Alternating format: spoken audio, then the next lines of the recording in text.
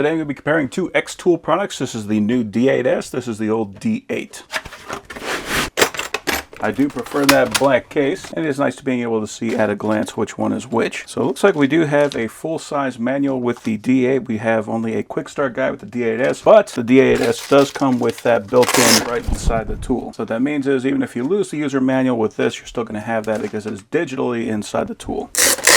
The models themselves are pretty darn similar, not a heck of a lot different there. This is simply the upgraded model of the D8, so if you're looking at getting one or the other, definitely go with the D8S. There's a lot of small things that are different. So for example, the power port on the D8, that is a barrel connector, and they upgraded that on the D8S to a USB-C. So you can use pretty much any kind of a power supply that you want in order to charge this guy up. With the D8, you would need to match up that power supply exactly. So the D8S comes with a USB-C to USB-C, USB-C charger. That does have the flip prongs, 100 and 240 volts, so it's good for international or domestic, and outputs up to 20.04 watts. And it does also come with adapters for other countries. The OBD cables are pretty much the same. This little barrel connector that connects onto our OBD2 cable here, so that will allow you to send power to the unit so that you don't have to draw power from the vehicle in case you're worried about the battery going dead. So kind of a nice thing there. But they both connect with these little bricks, and that will turn it from a DB port into an OBD2 cable. So they are both grips on the left and right side, nothing really on the bottom. On the top we got a little bit of a difference. We do have a USB-A connector on the D8 because we don't need that on this one, as we do have that USB-C port. On the back we do have kickstands, and you can see we have both a camera and a light also on both models. Let's go ahead and get these guys charging. So that's interesting, we had a black screen on the D8 and a white screen on the D8S.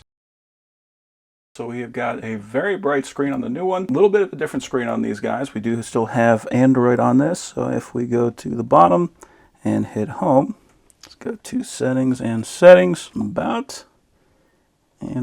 So on the D8 we have Android version 5, and on the D8S we have upgraded to Android version 10, so 5 iterations better on the D8S. Gonna be a lot of quality of life improvements on there, and also a lot of efficiency upgrades on that. D8 has 2 GB of RAM, D8S has 4 GB of RAM, so if you're running a lot of applications at once, that is going to help you out. They both have a 1.8 GHz processor, and they both have 64 GB of internal memory. Let's go back home.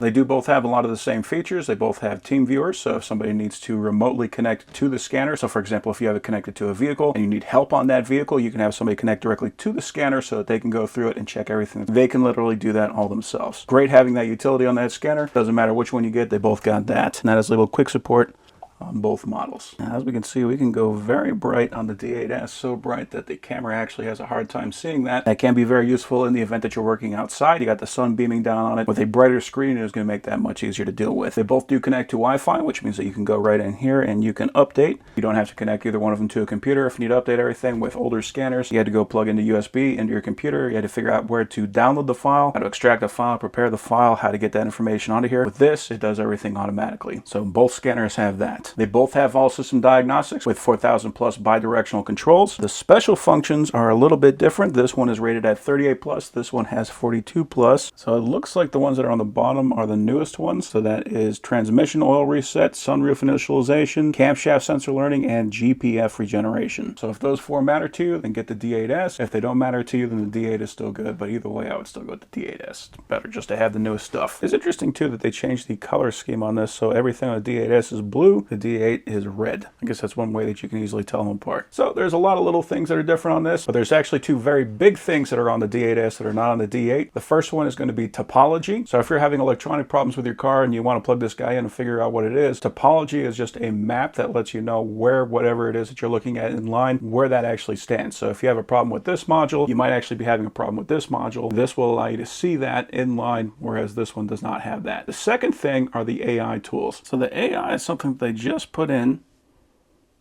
And so we now have an automotive repair assistant. So I'll give you some example questions. Let's see.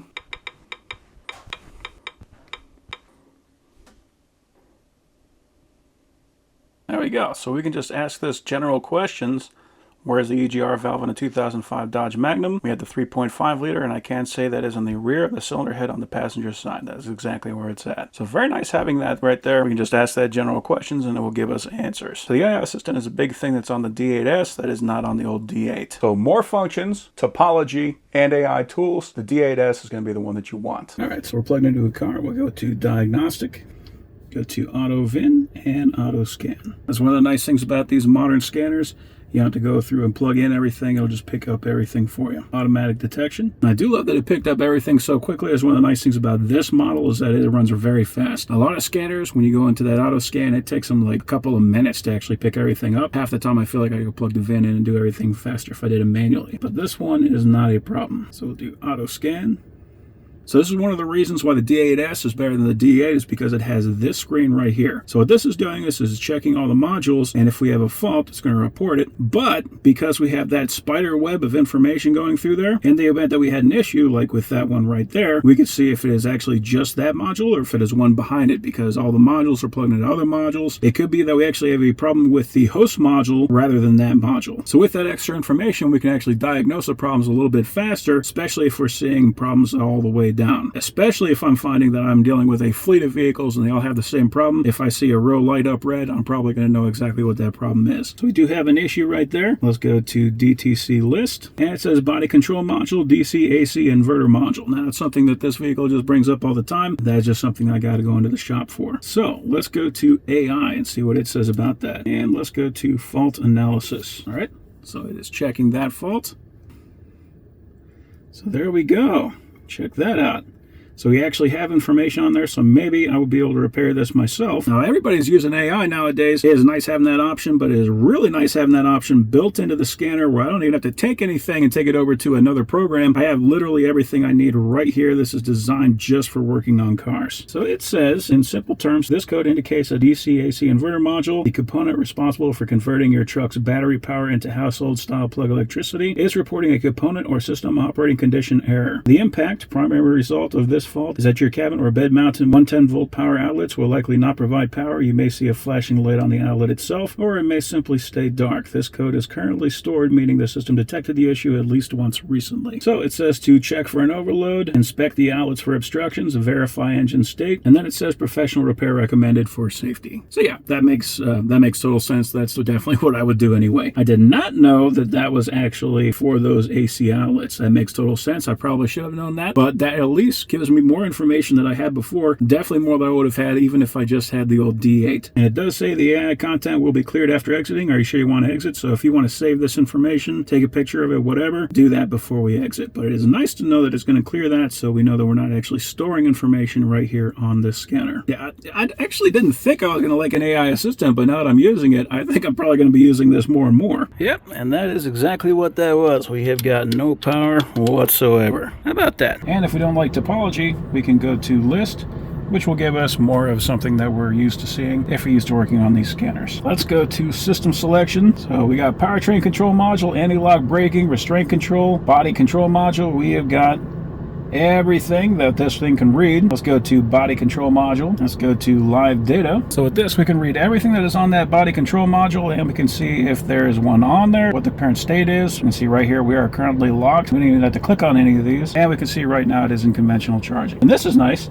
So this tells us the air pressure in PSI. For some reason, a lot of these scanners will not actually tell you the accurate pressure on here. This one does. So it's at 34.192 for the left front. We got 34.442. Now it's not going to be exactly perfect, but it is going to be pretty darn close. It's going to be what the TPMS sensor in the tire is telling the car and what the car is going to be reporting back to us if we actually look at the state of the tires on there. So lots and lots and lots of stuff that can tell you a lot of information on this car. Let's go back. Let's go to powertrain control module and check live data. Data flow block 1. So it did actually break this down into 2 different blocks. Another thing I could say I like about it, we actually got a pretty long cable. Quite often with these scanners, for some reason, they always want to give you a short cable. This one is excellent. I do appreciate that they did also put all this information right here. Quite often on scanners, you actually have to go in and click on all the ones you want and then read the live data. This is actually giving you the live data exactly as it is. So we got accelerator pedal position. We have brake pressure applied. Got a whole bunch of different things that we can check on here. So if you're having a problem with your vehicle, you can actually see the information in real time. We also got a readout on the odometer. So if you're wondering if the odometer is correct on the screen, you can see that right here. Relative throttle position. This is nice. Engine oil life remaining. Does the vehicle say that you need to change the oil? This is going to tell you how much life you got. This says I have 42% left on that oil. Throttle position sensor 1, 2, and 3. It says number of throttle position sensors. We got 124. I did not even know that. But yeah, as you can see, we got a whole ton of things that we can check on here.